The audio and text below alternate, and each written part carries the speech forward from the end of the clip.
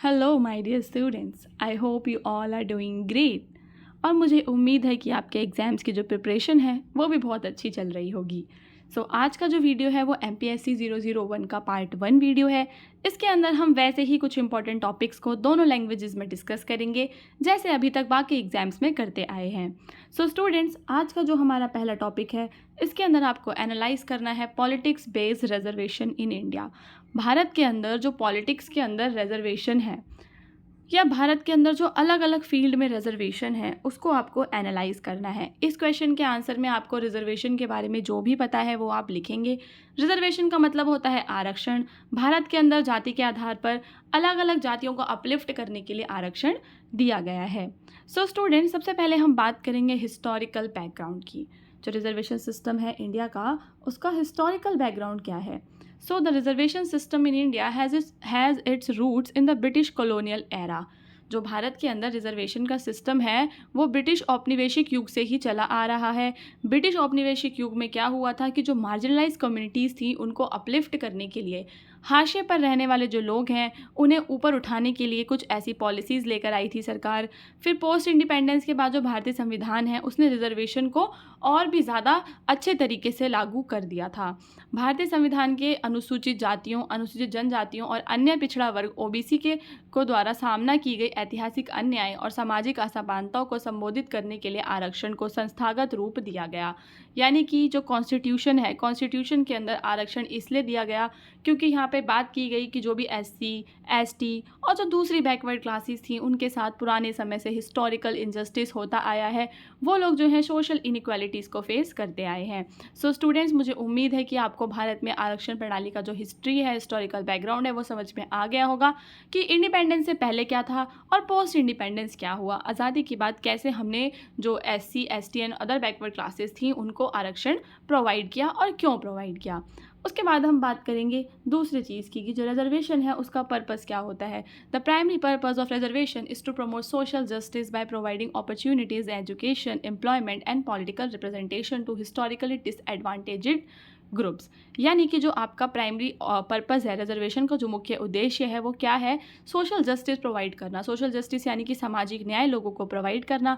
सामाजिक न्याय हम किसी को कैसे प्रोवाइड कर सकते हैं? सामाजिक न्याय को प्रोवाइड करने का मतलब है कि हम उन्हें शिक्षा दें, रोज़गार दें, साथ ही साथ जो हमारी पॉलिटिक्स है उसमें उन लोगों को भी बराबरी का रिप्रेजेंटेशन दें, उन ग्रुप्स को जो क्या है, हिस्टोरिकली डिसएडवांटेज्ड हैं, जो समाज में पिछड़े हुए हैं। It aims to create a level playing field and integrate this communities into the main stream.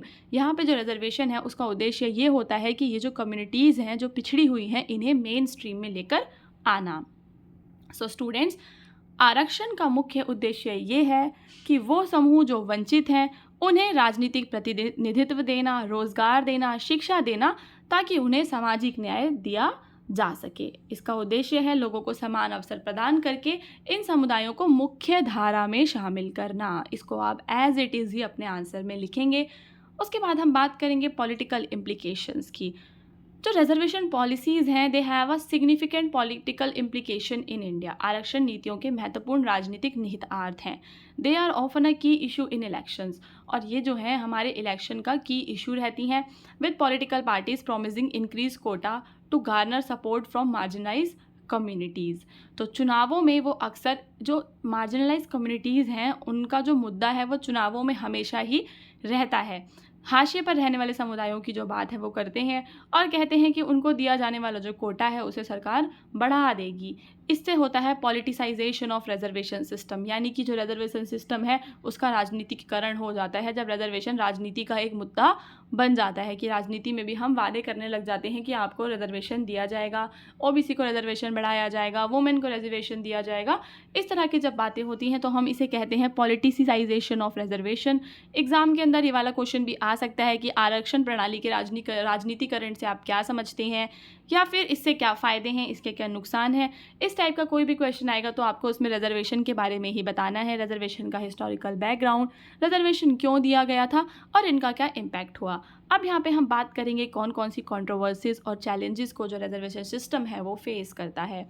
The reservation system faces several controversies and challenges. तो रिजर्वेशन सिस्टम है वो कई सारी कंट्रोवर्सीज और चैलेंजेस को फेस करता है। क्रिटिक्स आर्ग्यू दैट, क्या आर्ग्यू करते हैं जो आलोचक हैं, वो क्या तर्क देते हैं रिजर्वेशन को क्रिटिसाइज करने के लिए। वो कहते हैं कि जो रिजर्वेशन है उसकी वजह से कभी भी जाति विभाजन कभी भी ख़त्म नहीं होगा। सो स्टूडेंट्स, जब हमारा देश आज़ाद हुआ था उस टाइम पे सबको रिजर्वेशन दिया गया था, SC ST OBCs को।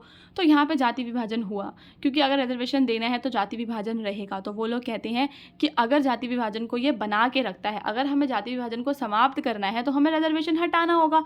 तब हम बता देंगे कि भाई कोई SC कोई ST OBC कोई है ही नहीं, सब लोग क्या है, बराबर हैं, जनरल हैं। तो कास्ट डिवीजन यहाँ पे ख़त्म हो जाएंगे। प्रमोट करता है रिवर्स डिस्क्रिमिनेशन, यानी कि इसकी वजह से भले ही पहले वो जो लोग थे SC ST OBC में जो लोग आते थे उन लोगों के साथ अन्याय हुआ। जब हमारा देश आज़ाद हुआ, उसे आज़ाद होने के बाद इतने साल हो चुके हैं, 70-80 साल होने मतलब 80 ईयर्स अबव होने 80 ईयर्स तक होने वाले हैं, मेरे कहने का मतलब है। तो इतने सालों तक उन लोगों ने रिजर्वेशन को एंजॉय कर लिया है और मुझे ऐसा लगता है कि शायद अब जो उनके साथ अन्याय हुआ था वो उस चीज़ की भरपाई हो गई होगी, और अगर नहीं भी हुई है तो आगे वो लोग सरकार उनके लिए और कोई अपॉर्चुनिटीज़ बना सकती है। क्योंकि रिजर्वेशन की वजह से क्या होता है, रिवर्स डिस्क्रिमिनेशन होता है। जो लोग जनरल वाले हैं वो फील करते हैं कि उनके साथ क्या हो रहा है, भेदभाव हो रहा है। एंड समटाइम बेनिफिट्स, और कभी कभी क्या होता है कि कुछ लोग होते हैं अपने आप को रिजर्व कैटेगरी के अंडर लेकर आ जाते हैं बेनिफिट्स लेने के लिए। So additionally there are debates about extending reservation. और फिर यहाँ पे डिबेट्स होती थी कि भाई रिजर्वेशन को एक्सटेंड करके रिजर्वेशन उनको दो जो लोग इकोनॉमिकली वीक हैं, ठीक है, EWS वाले, उनको रिजर्वेशन दो, ना कि रिजर्वेशन जाति के आधार पे होना चाहिए। क्योंकि अगर रिजर्वेशन इकोनॉमिकली वीकर सेक्शन के आधार पे होगा तो कास्ट डिवीजन भी खत्म हो जाएगी, कोई कास्ट नहीं बचेगी। तो इससे क्या होगा कि ज़्यादा बेनिफिट होगा। जो लोग इकोनॉमिकली वीक हैं, सरकार को सर्वे करवा के जैसे भी पॉसिबल हो सरकार को उन लोगों तक जो फ़ायदे हैं वो पहुंचाने चाहिए। सो आरक्षण प्रणाली को कई विवादों और चुनौतियों का सामना करना पड़ता है। जो आलोचक हैं वो क्या तर्क देते हैं कि जो आपका रिजर्वेशन है, आपका जो आरक्षण है, वो जाति विभाजन को बना के रखता है और प्रतिकूल भेदभाव को बढ़ावा भी देता है। इसलिए वो कहते हैं कि हमें आर्थिक रूप से कमज़ोर वर्गों तक आरक्षण को बढ़ाना चाहिए। अब हम बात करेंगे जुडिशियल इंटरवेंशंस की। जो जुडिशरी है, हमारी जो न्यायपालिका है, वो कैसे इसके बीच में इंटरवीन करती है। So the judiciary in India has played a crucial role in shaping reservation. जो इंडिया की जुडिशरी है वो एक अच्छा रोल प्ले करती है रिजर्वेशन को शेप देने के लिए। The Supreme Court's landmark decisions, such as the Indira Sahamni case, set the 50% cap on reservation and introduced the concept of creamy layer exclusion in OBC reservation. तो यहाँ पे supreme court का एक decision था जिसमें सुप्रीम कोर्ट ने Indira Sahni case में क्या बोला कि 50% से ज़्यादा आप रिजर्वेशन नहीं इंट्रोड्यूस कर सकते। साथ ही साथ OBC में जो क्रीमी लेयर वाले लोग हैं उन्हें रिजर्वेशन नहीं मिलेगा। These rulings aim to ensure that benefit reach the truly needed. यहाँ पे केवल सुप्रीम कोर्ट का मेन उद्देश्य ये था कि जो बेनिफिट्स हैं वो उन लोगों तक पहुँचे जिनको रियल में बेनिफिट्स की ज़रूरत है, यानी कि जो बेनिफिट्स हैं रिजर्वेशन के उन तक पहुँचे who truly needs them. Now students, जो भारत में न्यायपालिका है उसने आरक्षण नीतियों को आकार देने में क्या करा है, महत्वपूर्ण भूमिका निभाई है। सर्वोच्च न्यायालय का जो निर्णय है इंदिरा साहनी मामला जो है 1992 का, जिसमें आरक्षण पर 50% की सीमा उसने निर्धारित कर दी और OBC में जो क्रीमी लेयर है उसको रिजर्वेशन से हटा दिया। इसका मेन मोटिव क्या था कि जो लाभ है केवल उन लोगों तक जाए जिनको वास्तव में उनकी ज़रूरत है। उसके बाद हम बात करेंगे रिजर्वेशन की जो पॉलिसीज़ हैं वो कैसे इवॉल्व हो रही हैं, अब क्या हो रहा है। तो reservation policies in India continue to evolve, ये विकसित होती रहती हैं। अभी कुछ अमेंडमेंट्स हुए जैसे कि EWS कोटा आ गया, ठीक है, reflect changing societal needs and demands. इसकी वजह से सोसाइटी की जो नीड्स और डिमांड्स हैं वो थोड़ी सी चेंज हो गई। Policy makers face the challenge. अब जो पॉलिसी मेकर हैं वो क्या चैलेंज फेस करते हैं, वो फेस करते हैं सोशल जस्टिस देने का चैलेंज। तो भारत में जो आरक्षण की नीतियां हैं वो विकसित होती रहती हैं। EWS कोटा की शुरुआत जैसे हालिया संशोधन बदलती सामाजिक आवश्यकताओं और मांगों को दर्शाते हैं। EWS जो है क्या दर्शाता है कि समाज में जो आवश्यकताएं हैं, सोसाइटी की जो नीड्स और डिमांड्स हैं वो क्या हो रही हैं, चेंज हो रही हैं। और नीति निर्माताओं के सामने सामाजिक न्याय और योग्यता के साथ संतुलन बनाने और यह सुनिश्चित करने की चुनौती रहती है कि आरक्षण अपने इच्छित उद्देश्य को पूरा करे बिना नई असमानताओं को बढ़ावा दिए। तो जो आरक्षण है उसका जो मेन उद्देश्य है वो उसे पूरा करे, जो उसका इंटेंडेड पर्पस है उसे पूरा करे विदाउट फॉस्टरिंग न्यू, ताकि कुछ नई इनइक्वालिटीज़ बढ़ा दे।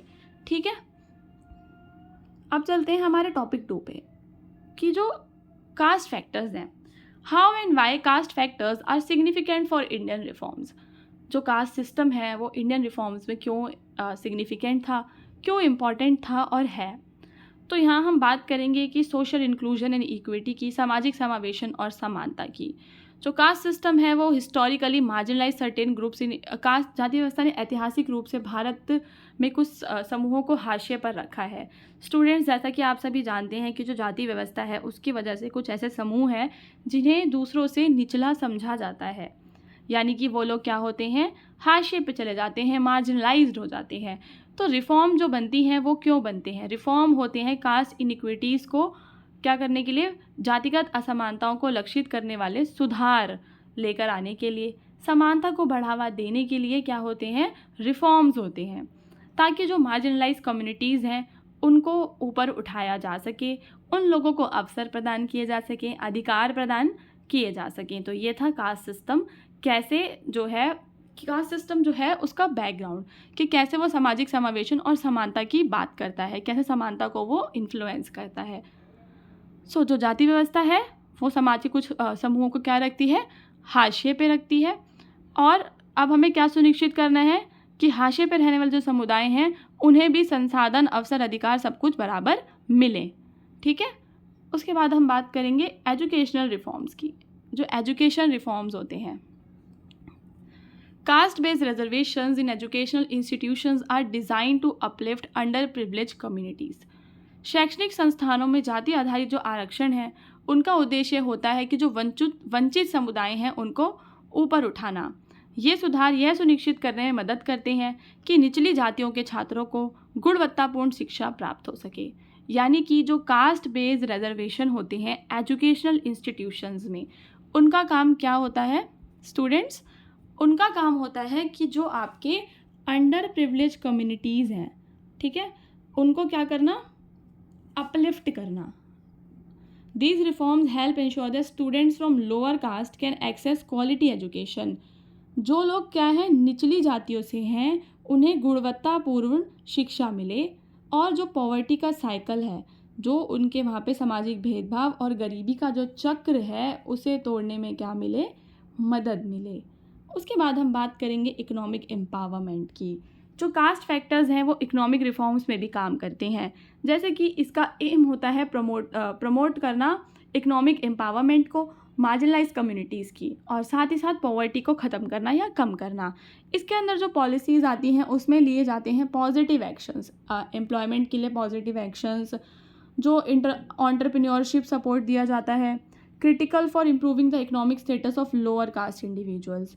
यानी कि जो पॉलिसीज़ हैं वो ऐसी पॉलिसीज़ होनी चाहिए जो एम्प्लॉयमेंट को बढ़ावा दें, एंटरप्रेन्योरशिप सपोर्ट दें और इम्प्रूव करें लोअर कास्ट इंडिविजुअल के इकोनॉमिक स्टेटस को। सो स्टूडेंट्स, यानी कि आर्थिक सशक्तिकरण का मतलब क्या होता है कि जो समुदाय हाशिए पे रहते हैं समुदायों के बीच गरीबी कम हो जाए और आर्थिक सशक्तिकरण को बढ़ावा मिले, यानी कि जो वो लोग हैं आर्थिक तौर पे मजबूत हो जाएं। आर्थिक सुधारों में जाति के कारक महत्वपूर्ण होते हैं, जैसे कि रोज़गार के अवसर देना, उन लोगों को उद्यमिता समर्थन देना, सकारात्मक कार्यवाही जैसी नीतियां निम्न जाति के व्यक्तियों की आर्थिक स्थिति में सुधार के लिए महत्वपूर्ण होती हैं। उसके बाद अगर हम बात करें पॉलिटिकल रिप्रेजेंटेशन की, तो ये एंश्योर जो हमारे लोअर कास्ट के ग्रुप्स हैं, ensuring political representation for lower caste group through reservation in the government bodies is crucial for inclusive governance।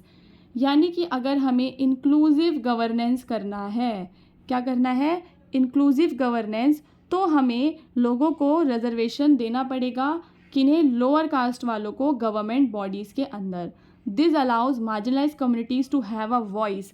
तो इससे जो वो लोग हैं वो अपनी आवाज़ आगे उठा पाएंगे और देश की डिसीजन मेकिंग प्रोसेस में भी योगदान करेंगे।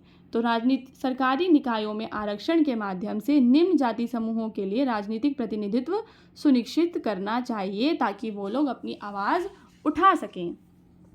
उसके बाद हम बात करेंगे लीगल रिफॉर्म्स की। जो कास्ट फैक्टर्स हैं वो इन्फ्लुएंस करते हैं लीगल रिफॉर्म्स को, जैसे कि ये एम करते हैं protecting the rights of marginalise communities. वो कम्युनिटीज़ जो मार्जिनलाइज्ड हैं, हाशिए पर हैं, उनके राइट्स को प्रोटेक्ट करते हैं। एंटी डिस्क्रिमिनेशन लॉ बनानी चाहिए, प्रोटेक्शन करनी चाहिए कास्ट बेस्ड वायलेंस पे, जाति आधारित वायलेंस पे प्रोटेक्शन होनी चाहिए, लीगल एड होनी चाहिए लोअर कास्ट इंडिविजुअल्स के लिए ताकि जस्टिस और इक्वालिटी को प्रमोट किया जा सके। तो यहाँ पे हमने क्या किया कि जो कास्ट है उसको हमारे देश के अलग अलग रिफॉर्म से रिलेट किया, जैसे कि political reforms, legal reforms, educational reforms, उन सब के साथ रिलेट करके अपना आंसर फ्रेम किया है। नाउ स्टूडेंट्स, अब हम चलेंगे अपने टॉपिक नंबर 3 पे, जो कि आपका one of the most important topic है। ठीक है, इसके अंदर हम बात करेंगे अग्रेरियन मूवमेंट्स इन इंडिया की, यानी कि भारत के किसान आंदोलनों की। सबसे पहले हम बात करेंगे आपके तेभागा मूवमेंट की। जो तेभागा मूवमेंट है वो एक सिग्निफिकेंट अग्रेरियन स्ट्रगल है इन बंगाल। कहाँ पे हुआ था आपका तेभागा मूवमेंट? बंगाल में हुआ था, जहाँ पे जो शेयर क्रॉपर्स हैं उन्होंने क्या मांगा? लैंडलॉर्ड से 2/3 प्रोड्यूस मांगा, ना कि 1/2। पहले वो लेते थे 1/3, मतलब 1/2 लेते थे, अब उन्होंने 2/3 मांगा।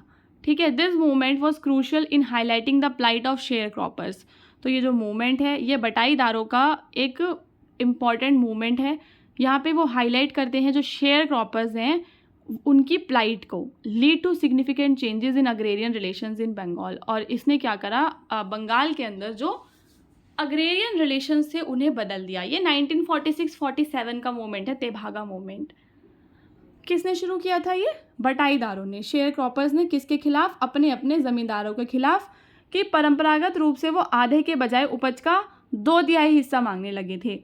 इस आंदोलन ने बटाईदारों की दुर्दशा को उजागर किया और बंगाल में कृषि संबंधों में महत्वपूर्ण बदलाव लेकर आया। उसके बाद हम बात करेंगे तेलंगाना रिबेलियन की। जो तेलंगाना रिबेलियन है, it was a peasant uprising against the feudal system. क्या था ये? Peasant uprising. पीजेंट्स कौन होते हैं? आपके किसान। किसके खिलाफ बात कर रहे थे किसान? फ्यूडल सिस्टम के खिलाफ। And oppressive landlordism in Hyderabad state. तो कहाँ पे हुआ था तेलंगाना रिबेलियन? हैदराबाद स्टेट में। It aimed at ending the exploitation of peasant by landlord. और इसका एम क्या था? कि जितने भी लैंडलॉर्ड्स हैं वो पीजेंट्स को एक्सप्लॉयट करते हैं, उसका एंड होना चाहिए। And lead to significant socio economic reforms in the region. और ये क्या लेकर आया? इस रीजन में सिग्निफिकेंट सोशियो इकोनॉमिक रिफॉर्म्स को लेकर आया। तो तेलंगाना विद्रोह हैदराबाद राज्य में सामंती व्यवस्था और ज़मींदारों के उत्पीड़न के खिलाफ एक किसान विद्रोह था। कहाँ था? हैदराबाद में। किसके खिलाफ? सामंती व्यवस्था के। किसने शुरू किया? ज़मींदारों ने। ठीक है, इसका उद्देश्य ज़मींदारों द्वारा किसानों के शोषण को समाप्त करना था और इसने क्षेत्र में महत्वपूर्ण सामाजिक आर्थिक सुधार भी लेकर आए। उसके बाद हम बात करेंगे नक्सलाइट मूवमेंट की, यानी कि नक्सलवादी आंदोलन की। Originating in the Naxalbari village of West Bengal. कहाँ पे उत्पन्न हुआ ये आपका नक्सलाइट मूवमेंट? ये उत्पन्न हुआ आपके नक्सलवाड़ी गांव में, जो कि वेस्ट बंगाल में है। The naxalite movement is an armed struggle lead by Maoist groups advocating for agrarian rights. ये जो स्ट्रगल है ये माओइस्ट ग्रुप्स के द्वारा शुरू हुआ, जो एडवोकेट करते थे अग्रेरियन राइट्स को, लैंड रीडिस्ट्रीब्यूशन को एंड सोशल जस्टिस को। तो यानी कि पश्चिम बंगाल के नक्सलबाड़ी गांव से उत्पन्न नक्सलवादी आंदोलन एक सशस्त्र संघर्ष है जो माओवादी समूहों द्वारा कृषि अधिकारों, भूमि पुनर्वितरण और सामाजिक न्याय की वकालत करता है। इस आंदोलन ने भारत के राजनीतिक और सामाजिक परिदृश्य पर महत्वपूर्ण प्रभाव डाला था। स्टूडेंट्स, जो नक्सलाइट मूवमेंट है कहाँ पे किसके द्वारा लीड किया जा रहा था? माओवादी समूहों के द्वारा लीड किया जा रहा था। कहाँ पे? नक्सलबाड़ी विलेज, वेस्ट बंगाल में। इनकी मांगे क्या थी? इनकी मांगे थी अग्रेरियन राइट्स यानी कि कृषि अधिकार, लैंड रीडिस्ट्रीब्यूशन यानी कि भूमि पुनर्वितरण और सोशल जस्टिस यानी कि सामाजिक न्याय। इस सब की ये वकालत करता था। अब हम चलेंगे अपने अगले मूवमेंट पे। अगला जो मूवमेंट है वो है हमारा भारतीय किसान यूनियन मूवमेंट्स, BKU। BKU के द्वारा शुरू किए गए डिफरेंट मूवमेंट्स की हम यहाँ पे बात करेंगे। द भारतीय किसान movements particularly in north India के अंदर होती हैं, ये have focused on various issues. किन किन इश्यूज की बात करते हैं? वो बात करते हैं फेयर प्राइजेस फॉर क्रॉप्स की, कि जो फसल है उनका उन्हें उचित मूल्य मिले, रिडक्शन हो इनपुट कॉस्ट में और उन्हें मिले बेटर इंफ्रास्ट्रक्चर। तो ये मांगे थी भारतीय किसान यूनियन की। These movements have significantly influence agriculture policies in India. और भारतीय किसान यूनियन के जो मूवमेंट है वो इंडिया की एग्रीकल्चर पॉलिसीज़ को इन्फ्लुएंस करते रहते हैं। सो विशेष रूप से उत्तरी भारत में BKU आंदोलन ने फसलों के लिए उचित मूल्य, इनपुट लागत में कमी और बेहतर बुनियादी ढांचे जैसे विभिन्न मुद्दों पर ध्यान केंद्रित किया। इन आंदोलनों ने क्या किया, भारत की कृषि नीति को बहुत ज़्यादा प्रभावित किया। उसके बाद हम बात करेंगे शेतकारी संगठनों की। शेतकारी संगठन जो हैं they were founded by Sharad Joshi in Maharashtra. The Shetkari Sangathan movements advocates for the rights of farmers. जो शेतकारी संगठन है ये फार्मर्स के राइट्स की बात करता है, emphasizing free market policies and deregulation of agriculture. यानी कि जो सरकार है उसने जो भी रेगुलेशंस लगा रखे हैं कृषि पर उन्हें हटा दे और जो मुक्त बाजार की नीतियां हैं उनमें क्या कर दे, उन्हें भी समाप्त कर, मुक्त बाजार नीतियों और कृषि के विनियमन को समाप्त करने पर जोर दिया गया। This movement has been pivotal in voicing the demands of farmers in Maharashtra. So Shetkari Sangathan कहाँ का है, आपके महाराष्ट्र का है और वहाँ के किसानों की डिमांड्स को, उनकी मांगों को आगे बढ़ाता है। और अब हम बात करेंगे one of the recent movement which is your farmers protest. तो 2020-21 में आया आपका फार्मर प्रोटेस्ट। ये जो प्रोटेस्ट थे they were against 3 farm laws passed by the Indian government. Bharat की सरकार ने जो 3 लॉ पास किए थे, कानून पास किए थे, फार्म लॉ, ठीक है, जिससे जो फार्मर्स हैं वो डरते थे कि मिनिमम सपोर्ट प्राइस जो है डिसमेंटल हो जाएगा, एग्रीकल्चर कॉर्पोरेटाइज हो जाएगा, तो इस चीज़ को लेकर वो लोग प्रोटेस्ट करते थे। जो प्रोटेस्ट है ये सिग्निफिकेंट नेशनल और इंटरनेशनल अटेंशन गेन करने में रहे और बाद में क्या हुआ, इन कानूनों को हटा दिया गया।